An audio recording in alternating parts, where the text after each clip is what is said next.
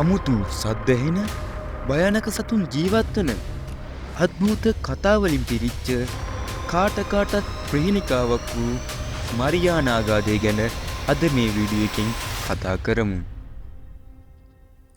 මරියානාගාදය කියන්නේ සාගරේ තියෙන ගැඹුරුම ස්ථානයක්. එහි ගැඹුර ගැන කිව්වොත් එය මීටර් දසදහසක් පමණ වෙනවා.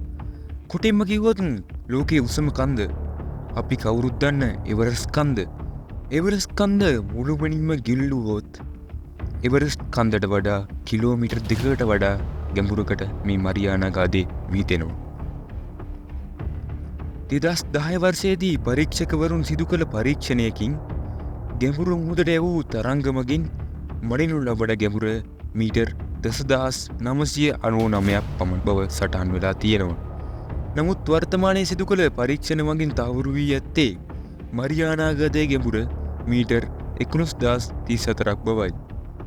මෙතරම් මරියානාගාදය ගැඹුරු වීමට හේතු වී ඇත්තේ එකිනෙක ආසන්න භූතැටි දෙකක් තල්ලු වීමයි.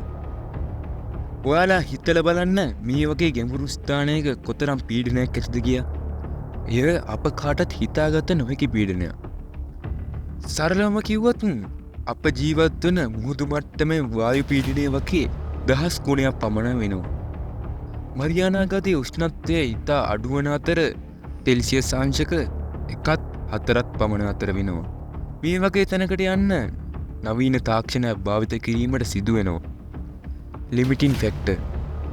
ලිමිටින් ෆැක්ටර් සබ්මරීනයේ මුහුදුපතුලේ ගවේෂණයට නවීන තාක්ෂණය යොදාගෙන සාදා තිබෙන සබ්මරීනය. මෙම ලිමිටින් ෆැක්ටර් නැමැති සබ්මරීනය පරීක්ෂකවරුන් නොමැතිව 5 වතාවක් මරියානාගාදය තුළට ගමන් කරවා තිබෙනවා.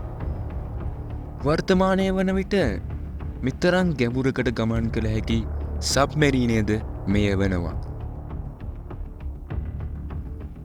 මේ සබ්මරීනය මරියානාගාදයේ ගැඹුරටම ගමන් කර ලබාගත් තොරතුරු වලට අනුව මරියානාගාදයේ පතුල කහපාටයි. මේ වගේ කහපාටක් ගන්න හේතු වී ඇත්තේ මුදු ජීවීන් හා ශාක කොටස් සාගර පතුලේ තැන්පත් වෙලා තිබෙනවා. සාගර විද්‍යාඥයන් පවසන්නේ මේ හේතුව නිසා සාගර පතුල කහපෑයක් ගන්න ඇති බවයි. තවද ගවේෂණ මෙහෙයුම් වලින් සොයා ගන්නා තවත් වැදගත් දෙයක් වන්නේ මේ ගැඹුරු මුහුදට අනුවර්තනය වූ ජීවීන් සොයා ගැනීම. Goblin ෂාක්, zombie worm, එවත් zombie පණුවන්, barrel අයි ෆිෂ්, ඩීප් සී ඩ්‍රැගන් ෆිෂ් යන මාළුන් මේ ගැඹුරු මරියානාගාදයේ ජීවත් වෙනවා.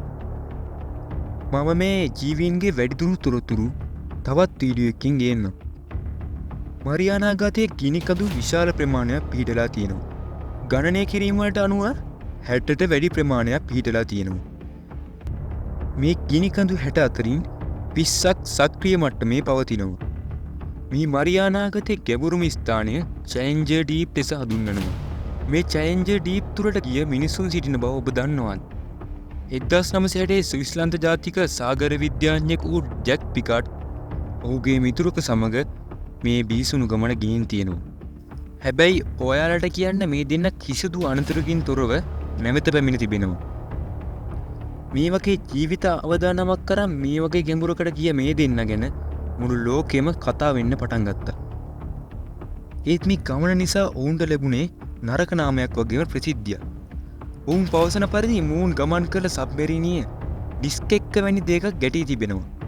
ඒ මොකද්ද කියනවත් තාමත් හොයාගන්න බැරි වෙලා තියෙනවා. සාගර විද්‍යාඥයන් කියන්නේ තාමත් මූන්ට සොයාගත නොහැකි ජීවීන් විශාල ප්‍රමාණයක් මේ සාගරයේ සිටින බව. ඒ අතරින් වදවීමෙන් පවතින ජීවීන්ද සිටිනවා. හරි. මෙතෙක් කළා අපි කතා කළේ මරියානාගාදය ගැන. ඔයාලට මේ වීඩියෝ එක ගැන කියන්න තියෙන දේවල් පහලින් කමෙන්ට් කරගෙන යන්න. එහෙනම් තවත් අලුත් වීඩියෝ එකකින් හමු වෙමු.